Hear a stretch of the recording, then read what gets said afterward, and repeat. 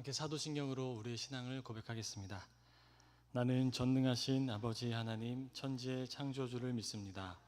나는 그의 유일하신 아들 우리 주 예수 그리스도를 믿습니다. 그는 성령으로 잉태되어 동정녀 마리아에게서 나시고 본디오 빌라도에게 고난을 받아 십자가에 못 박혀 죽으시고 장사된 지 사흘 만에 죽은 자 가운데서 다시 살아나셨으며 하늘에 오르시어 전능하신 아버지 하나님 우편에 앉아 계시다가 거기로부터 살아있는 자와 죽은 자를 심판하러 오십니다. 나는 성령을 믿으며 거룩한 공교회와 성도의 교제와 죄를 용서받는 것과 몸의 부활과 영생을 믿습니다. 아멘. 네, 찬송가 187장 함께 찬양하겠습니다.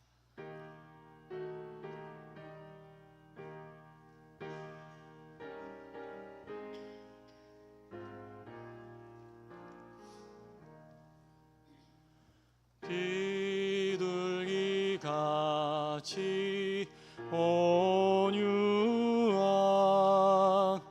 은혜의 성령 오셔서 거친 맘 어루만지사 위로와 평화 주소서.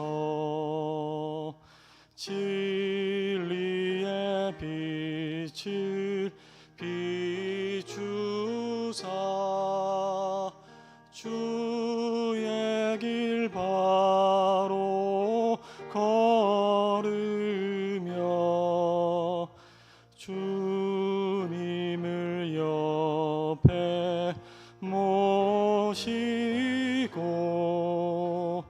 경건히 살게 하소서.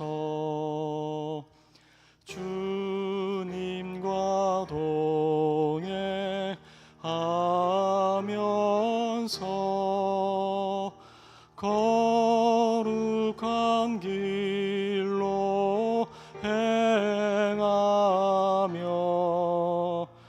진리의 예수 붙잡고 길 잃지 않게 하소서. 연약한 나를 도우사 하나님 나라 이르러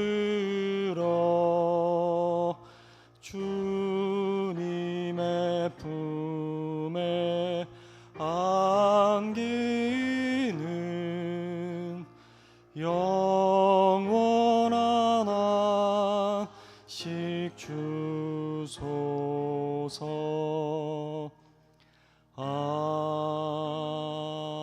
아멘. 기도하겠습니다. 하나님 아버지, 이 시간 잠잠히 주님만을 바라보기를 원합니다. 이 시간 우리의 모든 삶을 주님께 내려놓고 모든 의지조차 주님 앞에 다 내어놓고 우리에게 오시는 주님 안에 거할 수 있도록 인도하여 주옵소서. 삶의 온전한 생명이 주님께 있음을 신뢰합니다. 아무리 발버둥쳐도 우리의 힘으로는 살아갈 수 없음을 주님 앞에 고백합니다. 이 아침 온전히 주님만을 의지하오니 성령 하나님 생명의 호흡을 저희에게 불어넣어 주시고 오직 주님 안에 거하며 이 하루를 시작할 수 있도록 인도하여 주시옵소서. 주님께 모든 것 맡겨드리며 예수님의 이름으로 기도합니다. 아멘. 네, 함께 나눌 말씀은 구약성경 잠언 12장 19절에서 20절의 말씀입니다. 구약 923쪽에 있습니다.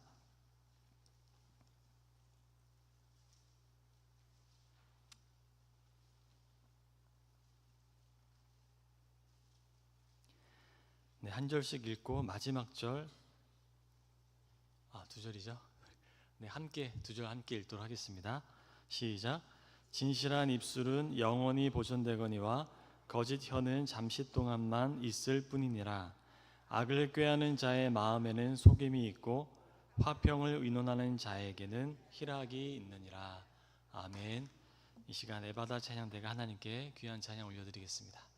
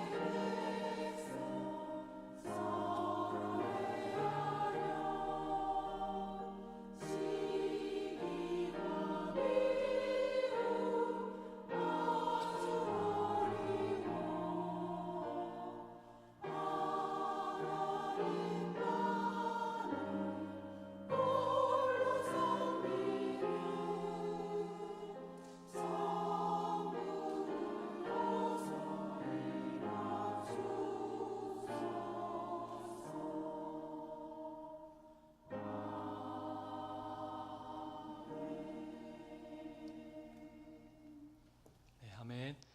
찬양의 고백처럼 그 모든 찬양의 가사가 우리의 삶 속에 이루어지기를 간절히 소망합니다.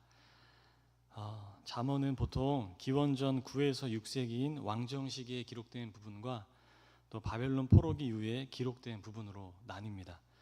10장에서 22장은 왕정 시기로 보고 또 도입부인 1장에서 9장은 바벨론 포로기 이후인 기원전 4세기 정도에 쓰여진 것으로 보고 있습니다.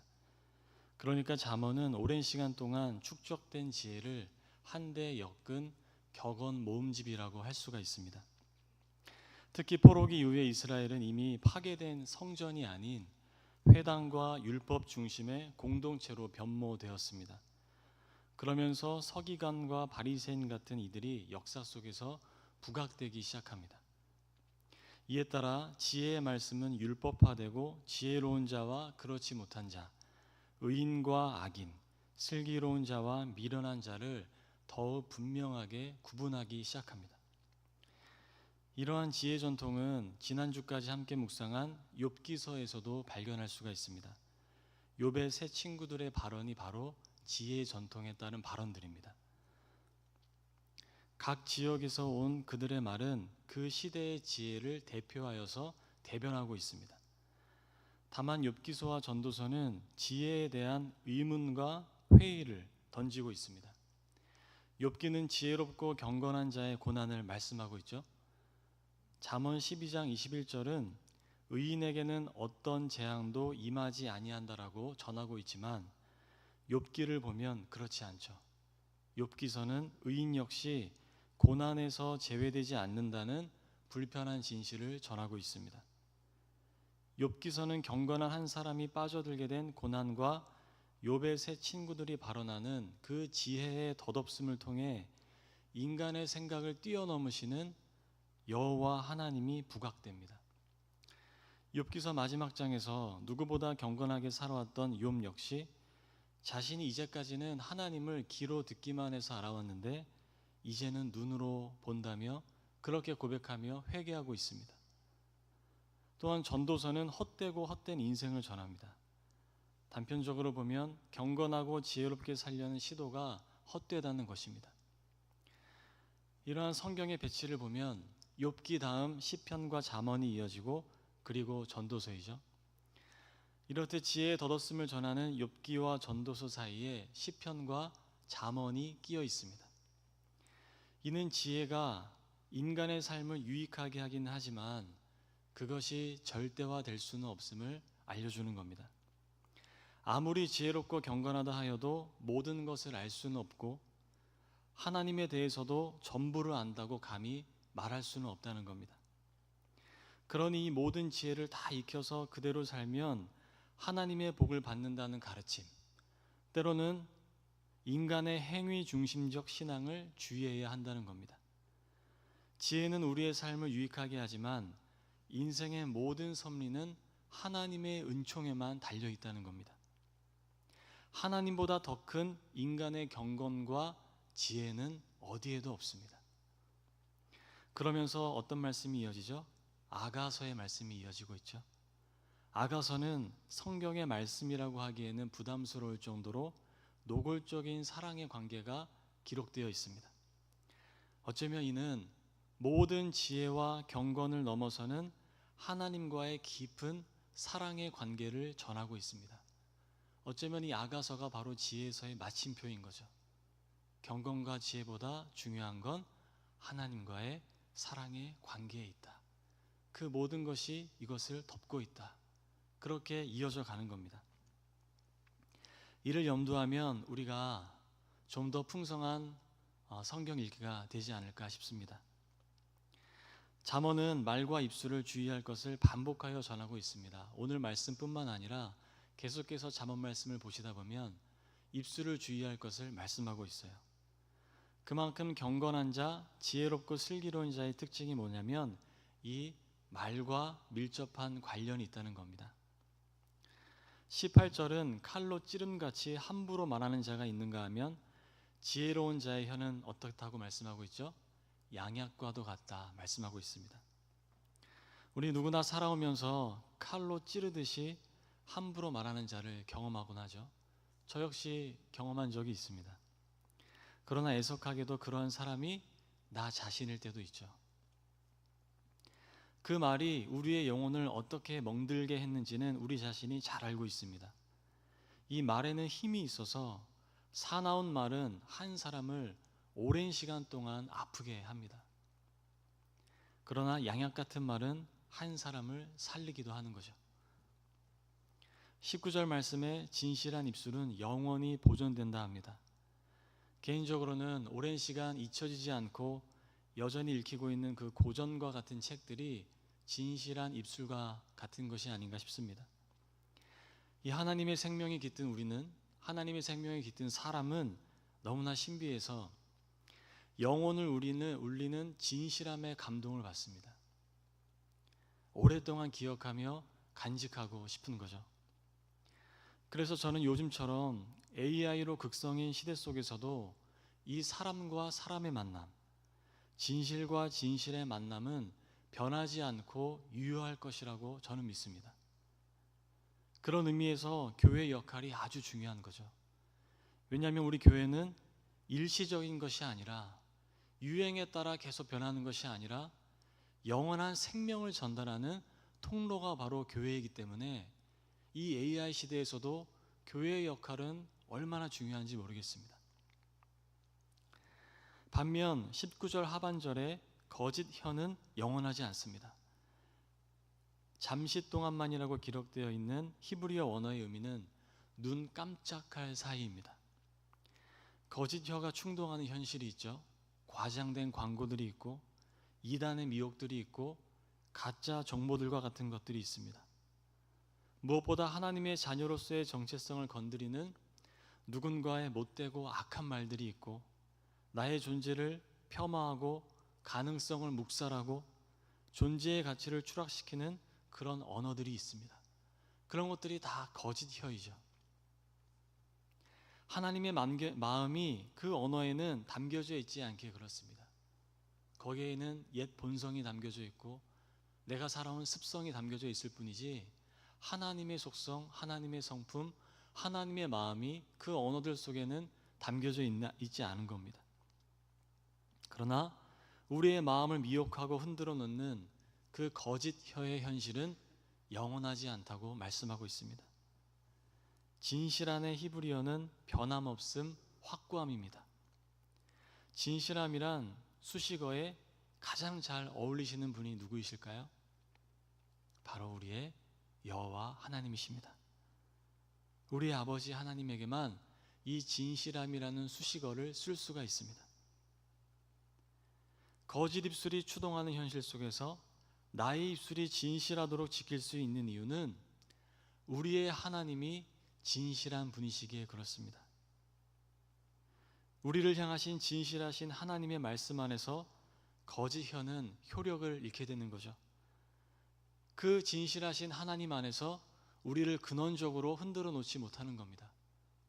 거짓 입술이 아무리 우리의 마음을 흔들어도 하나님의 사랑은 변하지 않고 우리를 향한 하나님의 마음은 변하지 않고 하나님의 생명은 영원합니다.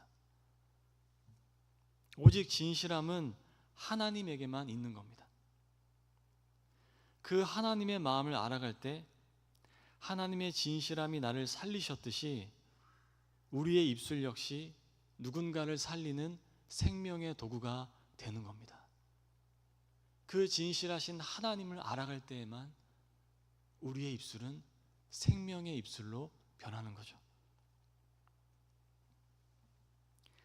우리는 지혜를 추구하고 지혜의 근본이신 하나님을 경외하는 삶을 살아갑니다. 그러나 아무리 지혜를 추구하고 또 지혜롭다 하여도 하나님보다 앞설 수는 없음을 늘 기억하시면 좋겠습니다. 우리를 살리시는 건 하나님의 진실함 외에는 없습니다. 하나님의 진실함이 나를 새롭게 합니다. 우리는 그 어느 때보다 진실한 입술이 필요한 시대를 살아가고 있습니다. 정말 이 진실한 입술이 그리울 때가 있어요. 진실함이 타는 듯한 목마름으로 그리울 때가 있습니다. 너무나 빠르게 변화가고 있고 너무나 많은 것들이 새로워지고 있기에 변하지 않는 이 확고함, 이 진실함이 그리울 때가 있어요. 오늘 하루 우리의 입술이 진실하신 주님을 따라 누군가를 살리는 입술이 되기를 간절히 소망합니다. 또한 영원을 사모하는 삶이 되시기를 예수님의 이름으로 부탁을 드립니다. 이 시간 기도하겠습니다. 잠시 기도하실 때 하나님, 주님의 진실함에 나의 삶을 기댈 수 있도록 도와주옵소서.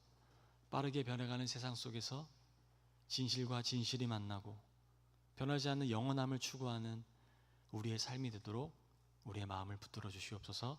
우리 잠시 고요하게 주님께 기도하겠습니다.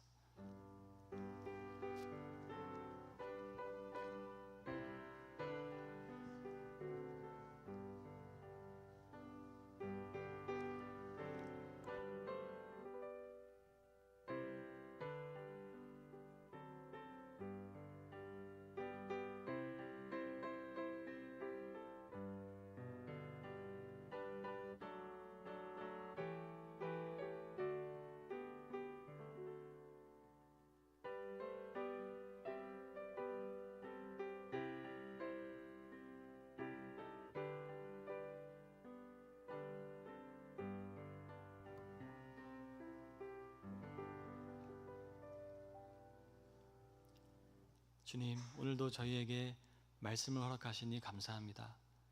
이 말씀을 우리의 영혼 깊숙이 담아 우리의 입술이 영원하신 진실하신 주님을 닮아갈 수 있도록 인도하여 주옵소서. 너무나 빠르게 변해가는 세상 속에서 거짓 입술로 우리의 영혼을 뒤흔들어 놓는 이 시대 속에서 진실하신 주님의 생명을 쫓아 살아가는 우리의 삶이 되어서 우리를 통해 영원하신 주님을 발견하는 삶이 될 수 있도록 하나님께서 우리를 도구로 사용하여 주옵소서. 하나님, 오늘도 가정에서, 직장에서, 또한 병원에서, 아픈 자리에서 주님을 찾는 사랑하는 한영의 지체들을 주님이 꽉 붙들어 주시기를 간절히 기도합니다. 우리의 힘으로는 살아갈 수 없고 아침에 눈을 뜨면 여전히 어둠의 터널과 같은 현실을 살아가는 이들이 있습니다. 빛이 보이지 않아서 헤매이고 있는 우리의 삶을 불쌍히 여겨주셔서 하나님, 이 어둠의 터널이 속히 끝날 수 있도록 도와주시고 빛으로 인도하시는 주님을 온전히 신뢰할 수 있도록 인도하여 주셔서 하나님, 결국엔 내가 귀로 주님을 듣기만 하였사오나 이제는 눈으로 주님을 봅니다고 고백하는 인생 될 수 있도록 하나님께서 인도하여 주시고 붙들어 주시옵소서. 하나님, 오늘도 주님의 밝은 빛으로 우리를 인도하시며 성령의 충만함으로 더딥혀 주시고 우리의 발걸음마다 주님의 생명이 드러나게 도와주셔서 오늘을 살아가는 우리의 모든 삶을 통하여 하나님의 나라가 우리가 있는 그곳에 임할 수 있도록 하나님께서 인도하여 주시옵소서. 모든 것 주님께 맡겨드리며 예수님의 이름으로 기도합니다. 아멘. 하늘에 계신 우리 아버지, 아버지의 이름을 거룩하게 하시며 아버지의 나라가 오게 하시며 아버지의 뜻이 하늘에서와 같이 땅에서도 이루어지게 하소서. 오늘 우리에게 일용할 양식을 주시고 우리가 우리에게 잘못한 사람을 용서하여 준 것 같이 우리 죄를 용서하여 주시고 우리를 시험에 빠지지 않게 하시고 악에서 구하소서. 나라와 권능과 영광이 영원히 아버지의 것입니다. 아멘.